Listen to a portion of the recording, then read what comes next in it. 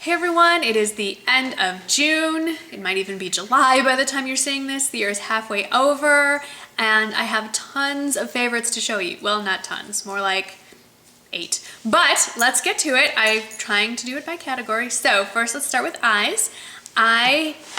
This month has been all about palettes. I've acquired quite a few, but the one standout and what I've been reaching for over and over is the Too Faced Chocolate Bar palette right here. Everyone and their mother has done a review on this. I haven't, but suffice it to say, if you need one palette and you haven't bought the Naked, I think I like this better than the Naked palette. It's got your mattes, your shimmers, your neutrals, a little bit of color that's actually wearable, giant matte shade here for highlighting, giant shimmer shade here for highlighting your inner corner. It's just amazing. I'm going out of town for a little bit in July, and I think this is the only palette that I'm going to bring with me. Love it. I finally am running low on my latest favorite mascara, which was the Kevyn Aucoin, the Volume Mascara, and I think what I'm really enjoying about it is the tubing effect, that even in humid weather, I'm not getting raccoon eyes or any kind of transfer from my eyelashes onto my face. But at $30 a tube, wasn't sure if that was the best option, and it's not. While I still really enjoy it for my bottom lashes and would actually consider repurchasing it just for bottom lashes because I like the brush on it better than the Clinique bottom lash mascara brush, that's kind of crazy. What I am using now on top and bottom is the Clinique High Impact Curling Mascara. It's hard to see with silver on silver, but that's what it looks like. I picked this up at Sephora for $16, so I can buy just about 2 of these for 1 tube of the Kevyn Aucoin, and I feel like there's more length and more volume. Can you see these bad boys? I'm really enjoying this, and I'm really enjoying the price point. So if you like the idea of a tubing mascara and don't want to spend $30, try this one. As far as less expensive options, the primer I have been reaching for my eyes for sure every day this month and over the last few months is the Rimmel Exaggerate Undercover Shadow Primer. It has a little doe foot applicator like so, and it's kind of a whitish consistency that you just blend, and it dries very quickly to a powdery finish. This reminds me a lot of the NARS Pro Prime, and it's not quite as expensive. It's easily found at your drugstore, so highly recommend that. Now let's move on to face. So if you watched last week's video, you know that I have been using the new CoverGirl Facelift Firming Effect foundation.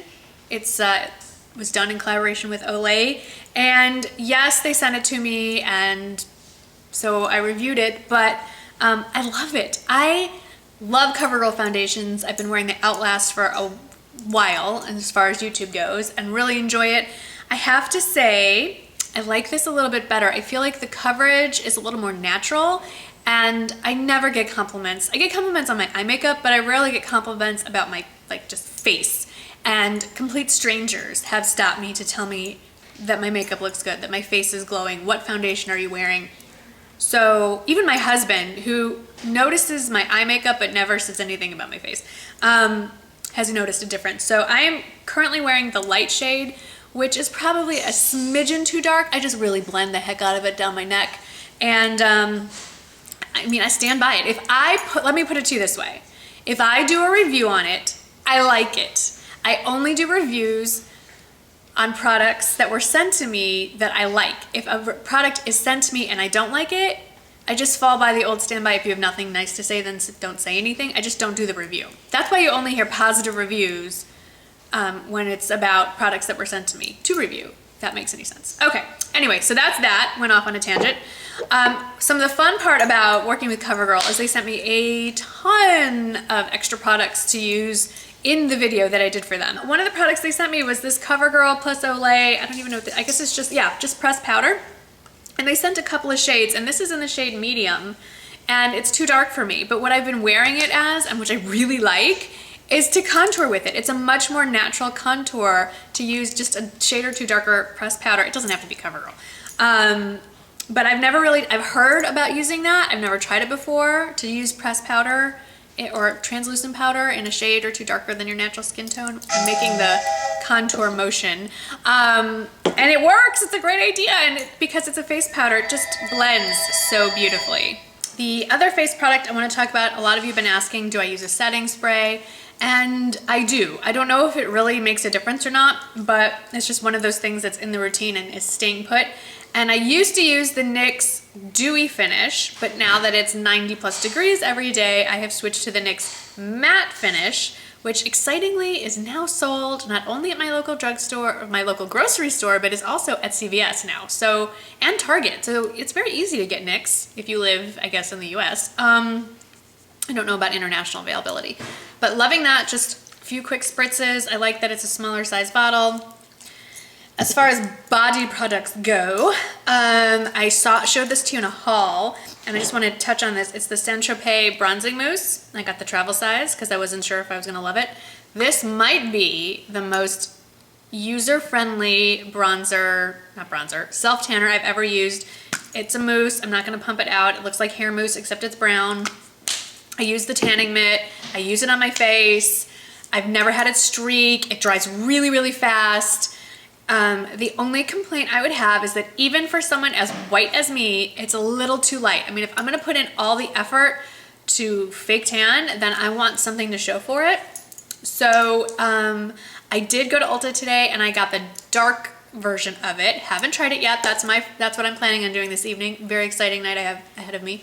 And I'll let you know how that works. But I will continue to use the slightly lighter shade here on my face and then do the from here down, here-ish down. I never know how to do that. Like if you're self-tanning and you stop around the face, where do you stop so that you don't get a weird, like, you know, I don't know. If anyone wants to weigh in on that, comments below. Non-beauty stuff. Let's talk about favorite accessories of the month. A couple.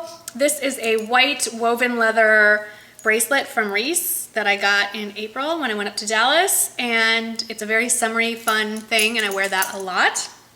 And the other one that I don't know if it's made it into any Instagram posts. I may have mentioned it briefly, but this is a Kendra Scott necklace. It's the Rain, R-A-Y-N-E necklace. Look how pretty. It's like a neon yellowy green. I'm sure there's a more technical color. I will link that below. But I picked this color because it goes with everything. It's just one of those bright pops of color that you can wear blue, green, red, white, black, you name it, it goes. I might get another one like in a hot pink because I think that's an equally versatile color. And I would be remiss if I didn't mention that I've worn these almost every day this month. These are the Gorjana large Chloe studs in gold. They also come in silver and rose gold. And I believe you can get these at Nordstrom now. So that's kind of exciting. Books. Two big books that I read this month. I've read a few big books this month, but I'm just checking on my Kindle app to be sure. Yes. Okay, so I read and finished the latest Diana Gabaldon book, which I mentioned in my last My Favorites, so we won't go over that again. But two new sequels in my some of my favorite series. Shattered, it's the Iron Druid series by Kevin Hearn. This is the 6th or 7th book, maybe 8th book in the series, and it's a great, fun paranormal series. It's about a 2,000-something-year-old druid who lives in Tempe, Arizona, where Arizona State is, and now in modern day times. And there's like all kinds of Norse mythology and Greek mythology and, well, every kind of mythology. Yeah, it's very tongue-in-cheek, and if you like the Jim Butcher series, you'll like this one. And then the other one is a mystery series, and the author's name is Margaret Maron, M-A-R-O-N, and it's the Deborah Knott series, and she is a judge in rural North Carolina, and the latest one in that series came out recently, and it is called Slow Dollar, and I will list those in the description box below. And if you ever need a good book suggestion, hop onto my blog, because I have a page on there called Bookshelf, and you click on that and it lists all my favorite book series and favorite books and separated by genre, and hopefully that would be a great resource for you. Anyway, I hope you had a great June. Looking forward to an amazing July. Lots of fun stuff ahead, and thank you so much for watching. I'll see you in the next video. Bye-bye.